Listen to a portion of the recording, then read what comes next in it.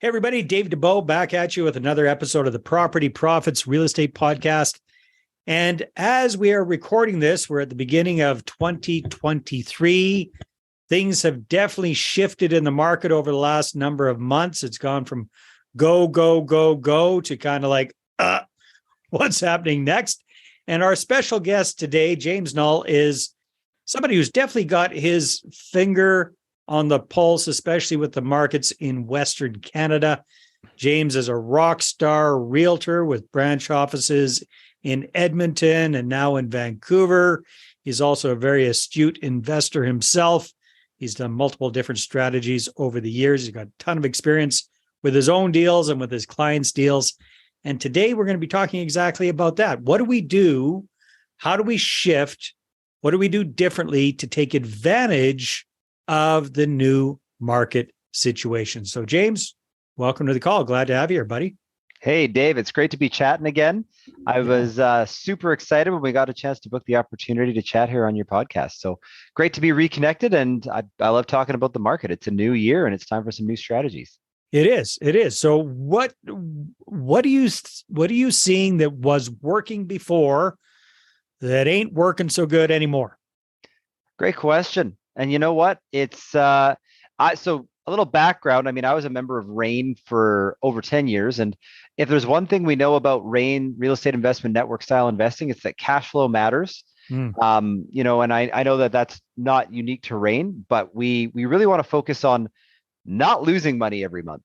That's it seems like a given, but it's a pretty fundamental investment concept, is that we want our properties that by the time we collect our rent, pay all the expenses, we want a little bit left over at the end of the month. Well, that's been hard to do in Vancouver for a long time, and in most single family home type properties, even most multifamilies. But anyhow, it sure has. Yeah, it sure has. And so what a lot of Vancouverites do is they'll buy a negative cash flow and speculate. Most other markets across Canada, we're talking Alberta, Saskatchewan, all across the prairies, out into the Atlantic provinces, you can buy a house, rent it out, and make money every month. And so what we've seen for the last 10 years as a portfolio diversification strategy is people will buy speculatively pre-sales or negative cash flow properties in Vancouver, in BC, and then they'll buy their breadwinner properties, their steady eddies, their cash flow properties in Alberta. Right. Well, with interest rates spiking, the mortgage payments on an average income property have gone up, but rents are lagging behind. So we're in a funky window right now where rents haven't come up enough yet with the inflation to cover the increase in mortgage payments. So in places like BC, we're seeing cash flows get more negative.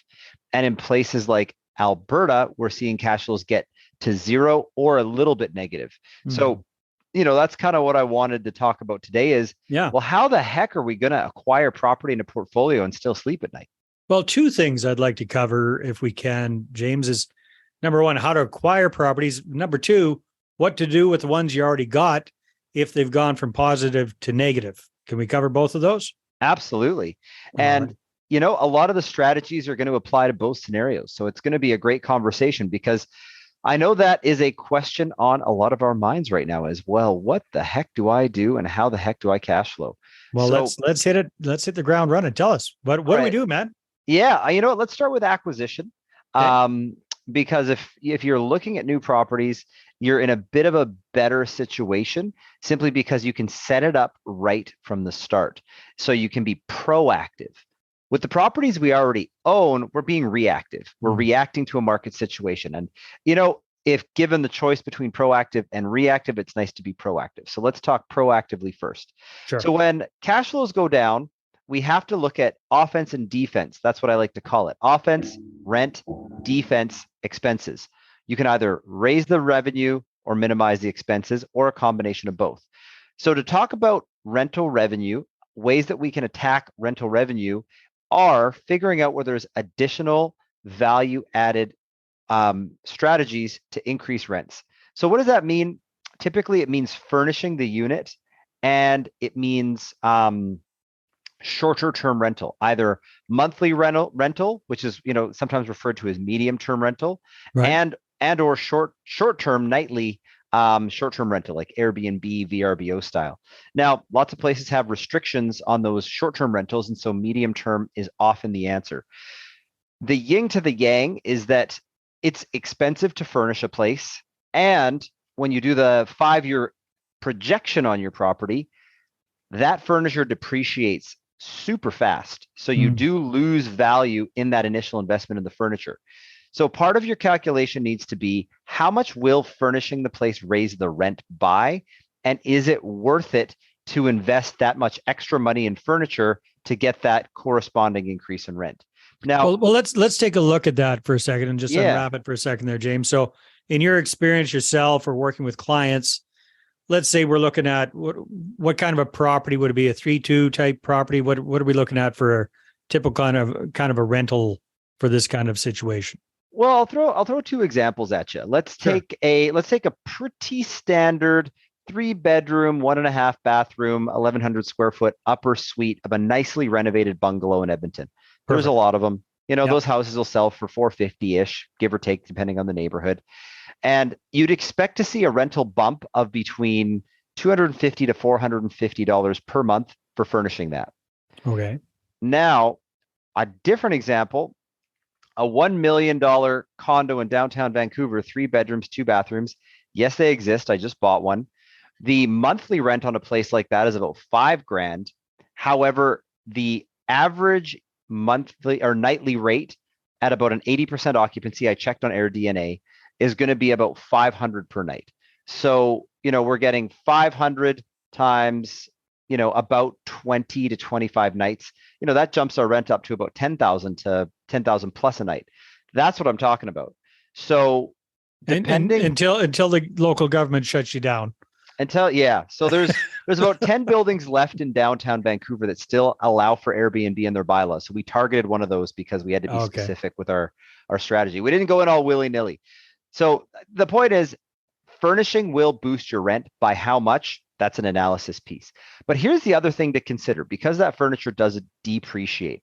Well, don't treat furnishing your property as a short-term solution, because if you're buying $20,000 or $25,000 worth of furniture to try to deal with a negative cash flow situation, well, let's say that you're negative cash flowing something aggressive, like $500 per month.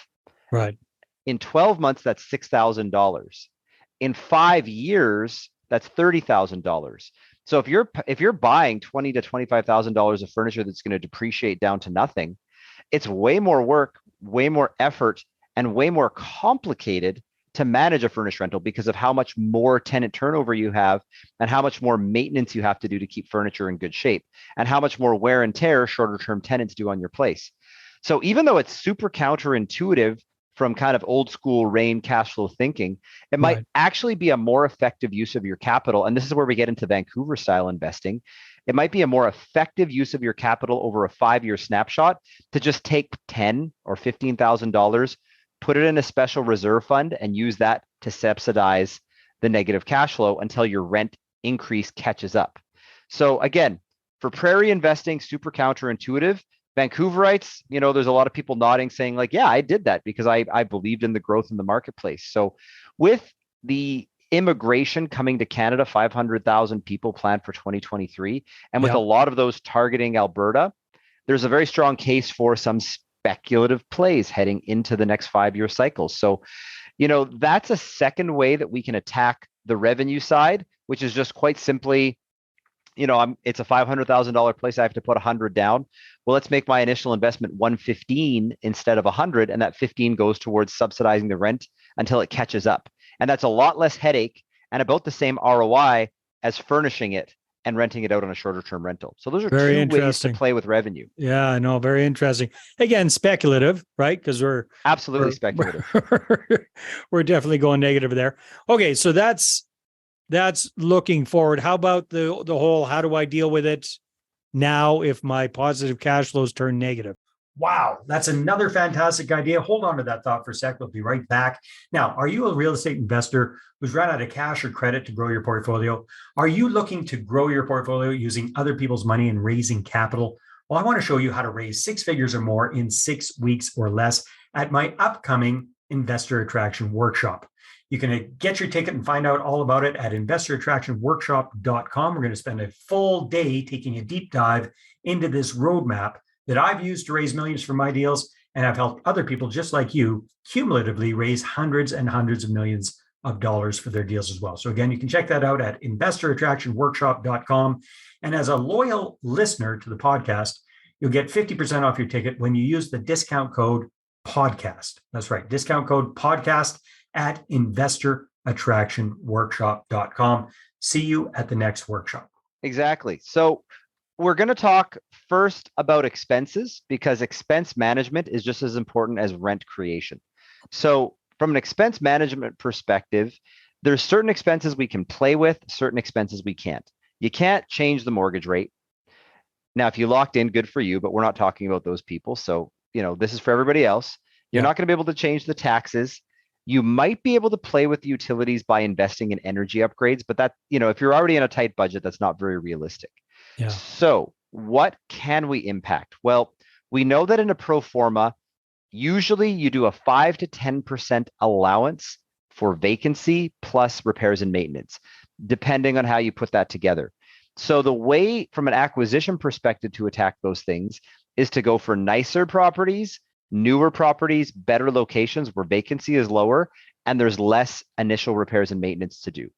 From a owning your own properties perspective, it might, even though it's counterintuitive because you have negative cash flow, it might actually be time to offer a rental incentive to your existing tenants so that you don't have to suffer a vacancy. $50 a month, that's $600 a year. 1 month of vacancy on a place that rents for $1,500, it's worth investing the $600 in the short term while the market is tight to save yourself 2 or 3 months of vacancy at $1,500. So what are you suggesting in that case? Like, give them a $50 a month discount, or depending on the tenant. We haven't seen rents come up enough to really justify going in guns blazing with a $200 rental increase. So if you happen to have a property that justifies a $100 rental increase, talk to your tenant and say, look, all of this data is telling me $100 is the rental increase that makes sense. We're only going to do 25. I want to save you 75. For places where the rents aren't going up, say, look, the market's tight and I would love you to stay. So if you resign for a year or 18 months, I'll lock in your rent with a little bit of a discount. Again, we're combating vacancy. So at the surface, it seems counterintuitive. Well, hey, how does lower rent save me money? But I can tell you, if that tenant leaves, you're spending 1-2 months on vacancy, couple $1,000 there, and you're probably going to have to spruce the place up. And so if you're already in a tight budget, spending $5,000 to $10,000 on a tenant turnover might be the thing that breaks it. So even though it's counterintuitive, dropping the rent by $50, a $600 investment over the year could be the thing that saves you $10,000 while we're waiting for the market to stabilize. So that's all right. So it's not so much a matter of necessarily being able to turn that back into a cash flow positive place. It's to slow the bleed. Exactly.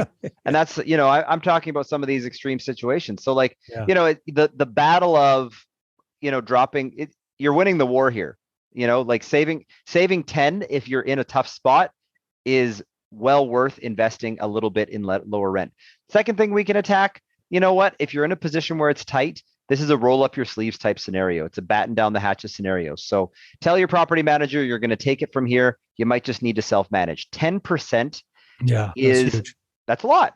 That's a lot of money. I don't want to manage my own properties, but if that's the difference between my portfolio collapsing into negative cash flow and not, these are the types of times that test your character, test your mettle. And this is why we got into real estate investing. And, 20 years from now, you'll be like, that was a tough year, but you know what? I'm glad I hung on to those properties. And now I've got a really happy financial future. So that's another way we can look at pushing the expense side. Now, quick question for you. What do you see as far as, like, if you've got some of these single family homes in Alberta, Saskatchewan, et cetera, they're long-term rentals right now. They've gone negative cash flow. What if you ponied up, furnish them, and turn them into short-term rentals instead of medium-term rentals? Would that make much of a difference cash flow-wise? I think it would. Again, furnishing and shortening your term always increases the rent. So if there's the capital available to invest in that furnished option and your main concern is the rental amount, then I would say consider investing it. Another option is, again, depending on how hard hit you are by the variable rates, it might be time to just sell one. I mean, it sucks to go backwards, but this is a go backwards kind of market for some people. And so, you might need to sell one to recover some equity that you use to subsidize the rest until the market comes around. It's going to feel really crappy in the short term, but it feels a lot less crappy to do that than to lose a bigger chunk of your portfolio. So, don't think about it in terms of trying to cling to every property. Think about it like a wise portfolio manager just rebalancing a stock portfolio. It's the same strategy, it's the same mindset, it's the same approach. Of course, real estate's a little bit less liquid. So, you're going to have to spruce up the property and hire the realtor and go through the whole shebang. But at the end of the day, think about it like a portfolio rebalancing to make it through a tough market. Don't think about it like, oh my gosh, I'm losing $50, $60, $70,000 in a property. You'll recover from this. It's a portfolio rebalancing. And if you have to let go of one to save the other five, it's definitely worthwhile to do that in a market like this. No, that makes a lot of sense. And it's about getting the emotion out of it and exactly, and not being so attached to things. James, very, very wise words. Definitely appreciate that. If people want to connect with you, if they want to find out more about you and what you're up to in Edmonton as well as Vancouver, where should they go? Well, my social media platform of choice is still Facebook. I'm old school like that. So look up James Knull on Facebook, or just hit up our website, www.mogulrg.com. Give me a call, drop me an email. I'm easy to get a hold of, and I love chatting about real estate. Sounds good. James, always a pleasure. Thanks so much. I really appreciate it. Hey, it's been a slice. Thanks for having me on, Dave. My pleasure. All right, everybody, take care. We'll see you on the next episode. Well, hey there. Thanks for tuning into the Property Profits podcast. If you like this episode, that's great. Please go ahead and subscribe on iTunes. Give us a good review. That'd be awesome. I appreciate that. And if you're looking to attract investors and raise capital for your deals, then I'm going to invite you to get a complimentary copy of my newest book. Right back there. There it is. The Money Partner Formula. You can get a PDF version at investorattractionbook.com. Again, investorattractionbook.com. Take care.